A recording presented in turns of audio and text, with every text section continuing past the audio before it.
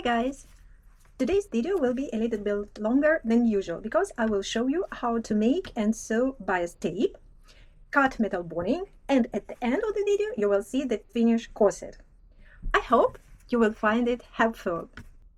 Guys, I am so glad because today we are going to cut and sew bias tape because it means that we're almost finished. So for the bias tape, I'm already prepared the square piece of fabric, 40 centimeters. Why bias tape? It's cut at 45-degree angle to the fabric's grain. This makes it elastic and allows for a neat finish, even on curved edges. So I folded my square piece along the diagonal and pressed it. This line will serve as a guide for our bias strips. I plan to finish the edge with a 7mm double fold bias. That means that the bias tape should be 3 times wider, 21mm.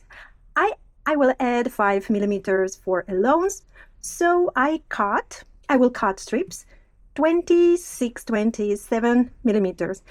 Maybe even better to cut even 3 centimeters. Anyway, when we will sew the bias, we can cut these extra allowances. Let's do it. I mark the bias strips parallel to the pressed diagonal line, each 3 centimeters wide.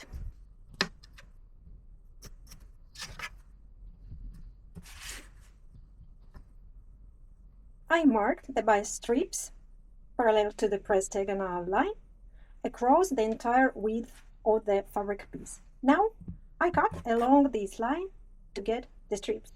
Easy.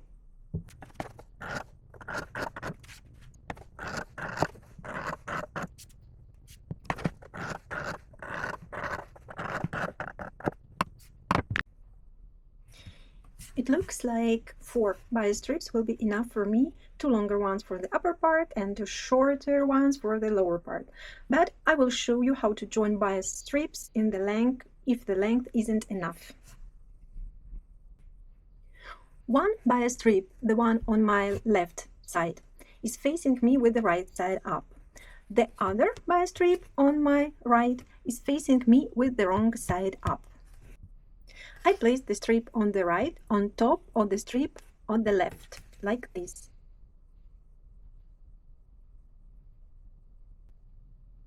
I leave small corners of about 3–5mm on both on the left and right.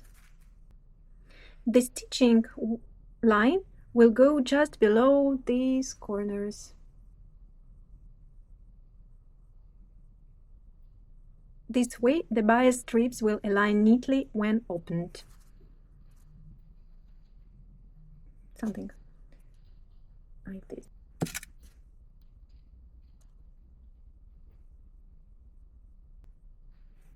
Here is the stitch, and here is what we got.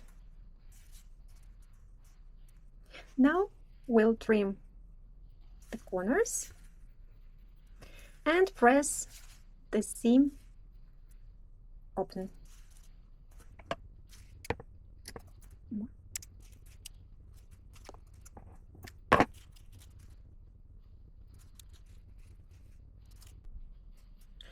This way we have joined 2 bias strips, and now I'll trim the seam allowances,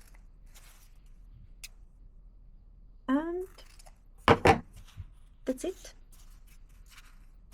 It's ready. Now we take our corset and the bias tape. For now we will only work on the upper part, as I will be inserting steel bones at the bottom. This method works well for this corset. Sometimes the bones are inserted first and both the top and the bottom edges are finished with the bias tape. It all depends on the corset design. Now I place the right side of the bias tape against the right side of the corset. Satin is slippery fabric, so I basted the bias tape with the needle and thread to keep it in the place and prevent any shifting while sewing on the machine. So I have basted the bias tape, and now I will stitch along the edge of the corset at the width of the presser foot, which is about 7 millimeters.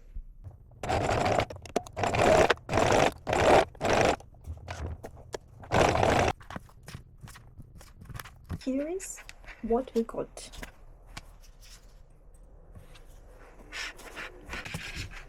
I will fold the bias tape over the edge and tuck in its raw edge to fully cover the stitching line.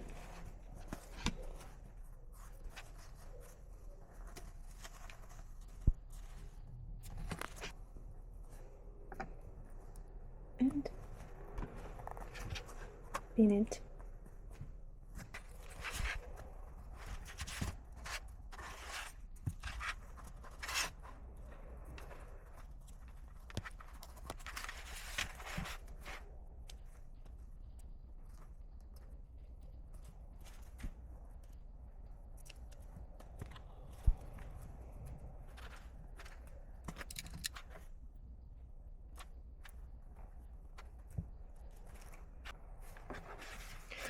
So I pinned everything in place and will sew it down with a hidden hand stitch.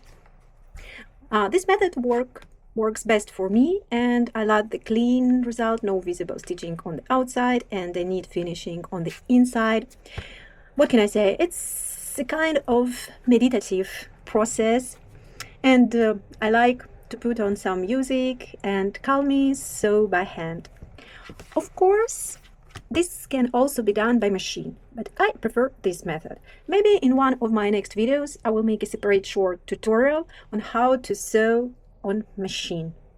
But now I'm making it with the hand. So here is the final result. No visible stitches. Here is what we have inside, and here is outside. That's why I like it. So it's time to cut the metal boninings. We will need the metal boninings, the boning tips, wire cutter, long nose pillars. So the ruler, and I think that's it. Also pen, and that's it. I measured the full length of the channels on my corset from the top to button, and subtracted 1 centimeter and 2 millimeters, since the bottom edge will also be finished with the bias tape. So now I will cut the steel bones using the wire cutters.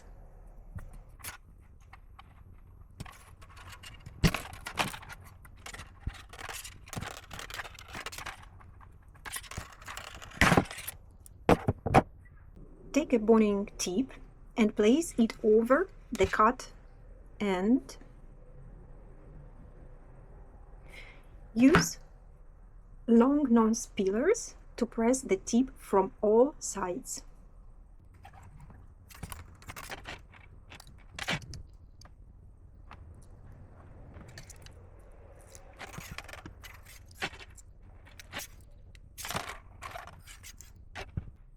Check that the tip is secure and doesn't move. Pull the tip firmly to make sure it's tightly secured. If it moves, press it again with the pillars until it holds firmly.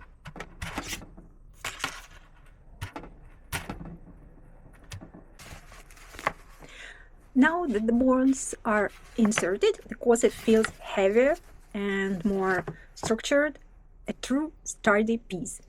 It's time to finish the bottom edge of the corset. The process is the same as for the top, but be very careful when stitching the bias, because if the boning is slightly longer than expected, it can end up under the presser foot. This sometimes happens, so be mindful of it. In areas where boning is present, I recommend turning the sewing machine wheel by hand to avoid accidentally hitting the bone with the needle.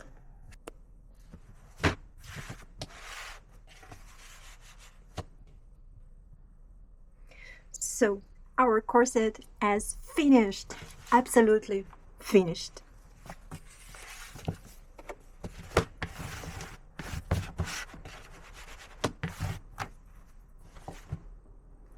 I'm happy. Well, it's time to lace up the corset. I will start the lacing it on the table and then I will tighten it on myself. Now, I thread both ends of the ribbon through the top eyelets from the inside to the outside.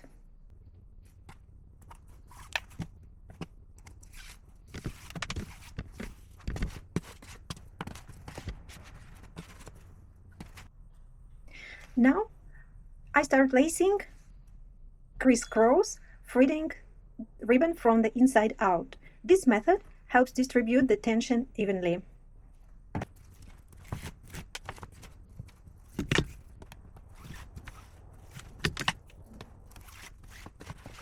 When I reach the waist, I create tightening loops.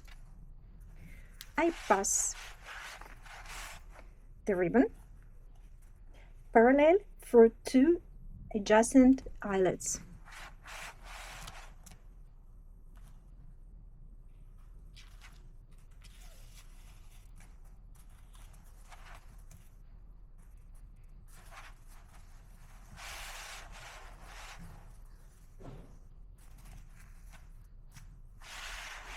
And I do the same on another side.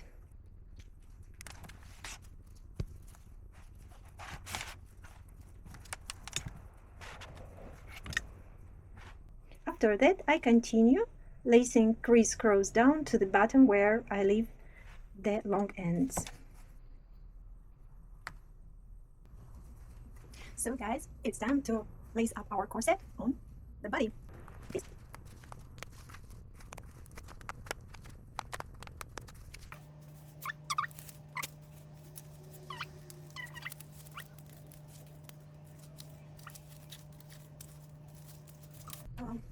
The last steps. Oh, it's really complicated to do it to lace the corset on yourself, but it's possible. Just a little bit of training, and it's really not so difficult. So, as you can see, here is even some more space. Oh, for my waist, it's already very difficult to breathe. It's really difficult to breathe, but I will try to lace it even more. Oh, what do you think? More? So, oh, 14 centimeters, almost done. I don't think that I can do more. Absolutely, I don't think so. But guys, look at it. Look, my God. My waist is so thin. I'm really happy. I don't know if you can see it. So it's our finished corset. I don't know how long I can stay like this. I don't think that a lot of time. I think even more 5-6 minutes, and I'm afraid that I will die, really. But I like it. So we did really cool work. It took, yes, maybe 1 week, but I think it's really good that we finished it. So it's worth it. It's really worth it. Whew. I'm not sure if I have a good light, but hope you can see it. Thank you for watching my videos. I've shown you how I sew a corset, but of course the sewing techniques depends on the model. I already have a sketch for the new corset project, so stay with me and I will show you how to design this corset from this model and how to sew it. So hope it will be also interesting. Thank you. Bye bye.